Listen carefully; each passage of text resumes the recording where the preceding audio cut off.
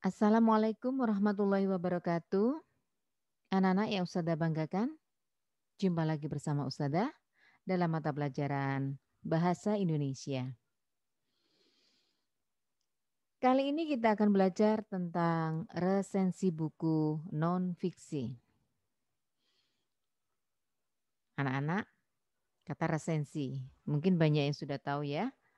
Ada yang menyebut resensi itu adalah ulasan buku, ada yang menyebutnya juga sebagai review buku, atau ada yang menyebutnya sebagai pengayaan dalam buku non-fiksi ya. Anak-anak, target pembelajaran hari ini adalah setelah Ustazah dan kalian memahami tentang mata pelajaran resensi yang Ustazah tayangkan ini nanti, diharapkan kalian mampu mengidentifikasi butir-butir penting yang ada di dalam buku non-fiksi. Apa dan bagaimana cara meresensi buku? Mari kita simak tayangan satu persatu. Resensi. Resensi buku non-fiksi. Ada dua kata yaitu resensi dan buku non-fiksi. Yang pertama resensi sudah Ustazah sampaikan tadi. Resensi itu bisa disebut sebagai ulasan buku. Bisa juga disebut sebagai review buku atau pengayaan. Ya. Sementara buku non-fiksi, anak-anak, buku itu ada dua macam. Ada buku fiksi dan non-fiksi. Kalau fiksi itu buku yang sifatnya hayalan atau bisa direka dengan daya imaji. Sementara buku non-fiksi adalah buku atau karya yang bersifat faktual. Berarti benar-benar terjadi. Tuh ya, itu ada buku fiksi dan non-fiksi. Kalau fiksi itu buku yang isinya tentang daya hayal atau imaji. Kalau non-fiksi adalah karya yang nyata atau faktual. Kemudian bagaimana sih cara membuat resensi buku itu? Perhatikan. Nah, untuk membuat resensi buku, kalian nanti akan menghadapi atau membuat bagian-bagian yang ada di dalam resensi buku. Apa saja? Ini ada 5 bagian. Yang pertama adalah judul resensi, yang kedua adalah identitas buku, yang ketiga adalah cover buku yang diresensi, yang keempat adalah paragraf pembuka, dan yang terakhir adalah inti resensi. Apa dan bagaimana judul resensi, identitas buku, cover buku, dan sebagainya tadi. Ini saya akan jelaskan satu persatu ya. Yang pertama adalah judul resensi. Anak-anak, judul resensi, ada judul buku. Judul buku dan judul resensi itu jangan disamakan ya. Judul buku seperti yang ada di gambar ini ya. Ini buku bahasa Inggris apa ini? The Catcher in the Rye. Nah, ini judul buku. Judul resensi bukan ini. Kalau memang kamu pernah menemui buku di perpustakaan atau di mana, yang mana judul buku dan judul resensi itu sama, nah itu ada. Kalau memang kamu pernah menjalani seperti itu, oke itu dulu. Tapi sekarang kamu sudah SMA, judul resensi harus berbeda dengan judul buku. Ingat ya, judul resensi tidak sama dengan judul buku. Bagaimana cara membuatnya? Gampang. Kamu bisa memodif judul buku itu seindah mungkin, semenarik mungkin, tanpa meninggalkan konteks atau image yang ada di dalam buku itu. Jadi antara judul resensi dengan judul buku itu saling berkesinambungan gitu loh. Mirip. Kalau bisa ya judul resensi itu lebih menarik lah dari buku. Sesuatu yang sudah ada itu bisa dipoles dengan indah. Itulah Resensi juga gitu. Judul buku sudah ada, maka judul resensi merupakan apa ya? Modif dari judul buku. Tuh ya. Berikutnya,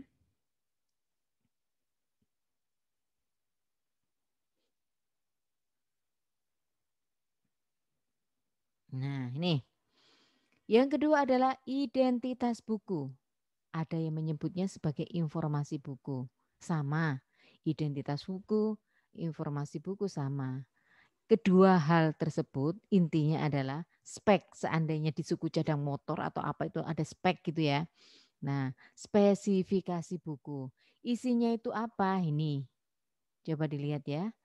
Ada judul buku, ada penulis buku, ada tahun terbit, ada kota penerbit, ada nama penerbit, ada ISBN. Sebentar. ISBN, apa sih ISBN itu?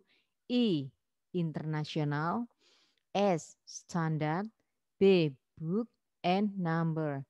Jadi international standard book number atau nomor ya, nomor buku.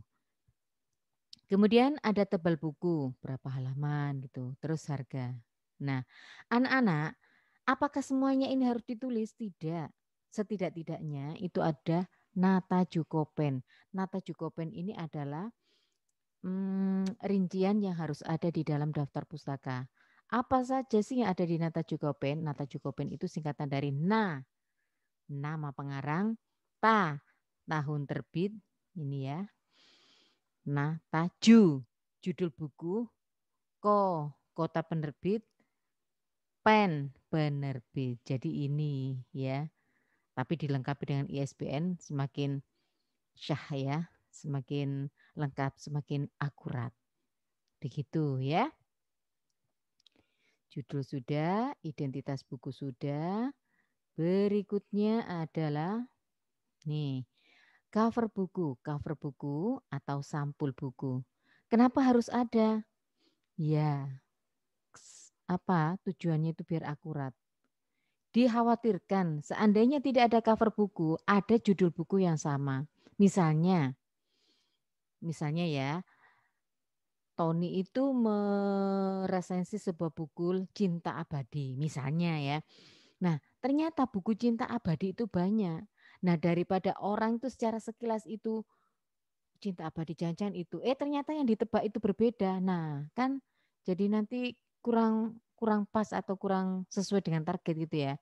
Nah, agar tidak terjadi kesalahan seperti itu, maka cover buku ini menjadi kewajiban dalam membuat resensi, gitu ya. Dan misalnya sudah ada sampulnya, oh ternyata buku ini bagus, aku pingin baca-baca tentang resensi ini. Kali aja nanti menambah wawasanku. Nah, dengan adanya cover atau sampul buku ini akan mendukung seberapa orang itu ingin mengetahui resensinya dan bukunya, gitu ya. Selanjutnya adalah paragraf pembuka. Apa sih paragraf pembuka itu? Paragraf pembuka adalah paragraf yang ada setelah identitas buku. Apa saja isinya? Gini, paragraf pembuka dapat ditulis menggunakan gaya bahasa penulis. Agar resensi menarik, kamu bisa mengawalinya dengan membuat lead atau pembuka, atau lead itu kan artinya pemimpin tuh ya, kalau leader ya, atau kepala gitu ya. Pokoknya awal gitu loh ya. Yang menarik dan menyenangkan bagi pembaca. Namun, jika kesulitan, kamu bisa mengambil benang merah atau permasalahan yang menarik. Kemudian diolah dan dihubungkan. Selanjutnya, dijabarkan dengan bahasa yang mudah dipahami dan menggunakan bahasa yang umum. Anak-anak, untuk membuat resensi, usahakan, bukan diusahakan ya, diwajibkan menggunakan bahasamu sendiri. Jangan kopas kemudian kamu tata gitu ya. Jangan. Satu, nanti ketahuan. Dua, ya itu bukan kreatif. Kenapa? Karena kopas. Ya namanya resensi ini kan hasil karya. hasil karya, hanya saja nyadur atau meresum dari buku, kemudian kamu menilai gitu. Tapi kalau kopas, Ustazah rasa itu bukan kreatif, tapi malah mematikan ya. Jadi nanti karyamu, pikiranmu, kalimatmu itu yang akan kamu sampaikan melalui resensi. Begitu. Ini Ustazah kasih contoh ya, paragraf pembuka. Nah ini anakku, kalau tidak salah ini 7 tahun yang lalu ya, waktu masih ada Hikmah News, nah Ustazah membuat resensi. Gini, ini Ustazah potong, sebetulnya ada utuh ya, nanti ada di e-learning ya. Nih, bagian bagian pembukanya begini. Masa remaja sangat unik, sekaligus penuh tantangan. Jika diibaratkan sebagai sebuah perjalanan, maka masa remaja itu seperti sedang berada di persimpangan jalan. Siapapun orangnya yang berada di persimpangan jalan, pada umumnya memiliki kebimbangan atau keraguan untuk menentukan jalan mana yang harus ia pilih. Jika seseorang benar dalam memilih jalannya, maka ia akan sukses dan selamat sampai ke tempat tujuan. Namun, jika ia salah mengambil jalan, maka ia akan tersesat entah kemana.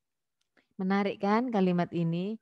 Nah, ini LED atau opening ya. Opening yang dipakai Ustazah atau yang disusun Ustazah dalam membuat resensi. Memang buku yang Ustazah resensi ini menarik sekali. Kenapa? Karena memang Ustazah tertarik, waduh ini pasti ini menyenangkan buat anak-anak. Apalagi anak SMA. Iya, target Ustazah tepat makanya. Ustazah senang bacanya dan ternyata yang baca itu banyak karena Ustazah juga melalui resensi ini anak-anak juga ingin membaca. Itu waktu Ustazah bikin ini dulu ya. Tuh ya. Oh iya anakku, kalimat ini kan menarik kan ya. Orang itu akan penasaran, ternyata kalimat pembukanya ini bagus. Otomatis ada daya pikatnya. Membuat kamu ingin membaca resensinya, membuat kamu ingin membaca bukunya. Gitu ya. Selanjutnya, nah ini setelah paragraf pembuka, maka ini adalah inti resensi. Anakku, inti resensi itu sebetulnya ada beberapa bagian yang harus tertulis di situ ya. Yang pertama itu adalah rangkuman, dibilang rangkuman atau resume ya. Tapi resume itu Ustazah ulangi lagi ya, bukan kopas, tapi menggunakan bahasamu sendiri. Namun resume itu akan lebih mantap, lebih akurat, lebih kekeh jika ada kutipan. Ya, ini isi resensi buku sebaiknya seharusnya ada kutipan atau pesan asli dari buku tersebut. Nah, setelah itu nanti dideskripsikan juga kelebihan dan kekurangan. Dan yang penting lagi adalah rekomendasi. Apakah buku itu layak atau tidak. Pengalaman yang telah lalu, Ustazah itu jika memberi tugas kakak-kakak kelasmu, biasanya seperti matematika gitu ya, 1 tambah 1 sama dengan 2, 2 dikurangi 1 sama. Nah, jadi formatnya itu kaku sekali. Tapi mulai saat ini Ustazah tidak ingin seperti itu, harus berupa deskripsi. Artinya begini, kalau dulu itu kan gini, bukan teman ya, kakak kelasmu itu membuat rangkuman. Rangkumannya itu formal sekali. Kemudian kelebihan, contohnya, kelebihan buku ini mudah dibaca. Kekurangannya adalah ada beberapa istilah yang tidak dipahami. Nah, jadi yang itu saja. Jadi seperti kurang menarik atau ya kalau bisa Ustazah bahasakan agak membosankan gitu ya. Jadi silakan nanti kamu rangkai kalimatmu dengan bahasamu sendiri, kelebihan buku itu apa, kekurangan apa. Dan lebih bagus lagi kamu bisa membuktikan kalau memang kelebihan buku itu apa, nah kamu kutiplah kalimat-kalimat atau seperti yang mana sih itu. Begitu juga dengan kekurangannya. Nah, pada akhirnya di simpulan paling kalimat akhir nanti ada rekomendasi. Kira-kira buku ini layak atau sangat bagus sekali dibaca untuk siapa saja. Nah, itu yang merupakan simpulan. Nah, ini Ustazah kasih contoh ya.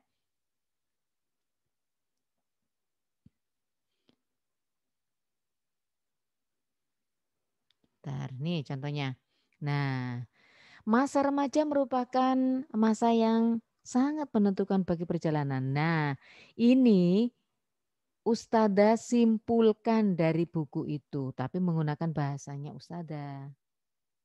Kemudian Ustazah balut dengan kutipan. Kutipan ini Ustazah ambil dari buku itu.